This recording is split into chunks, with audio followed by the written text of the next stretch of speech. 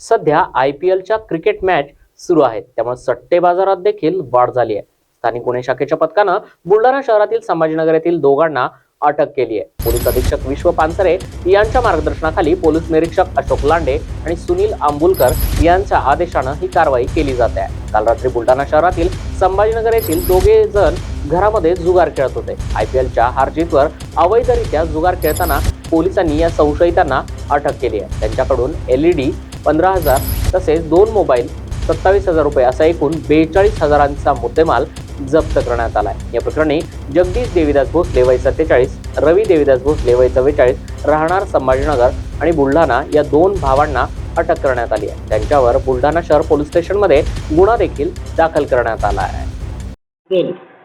काल दिनांक 13/4 बुलढाणा शहरामध्ये संभाजीनगरमध्ये काही इसम IPLचे सध्या क्रिकेट सामने चालू आहे याच्यावर सट्टा लावून आर्थिक म्हणजे गेम खेळतात अशी गोपनीय माहिती आमच्या पोलीस पथकाला मिळाल्यानंतर माननीय पोलीस अधीक्षक यांच्या मार्गदर्शनात आणि आदेशाने पथकाने संभाजीनगरमध्ये रेड केली। त्यामध्ये 2 इसम मिळून आले।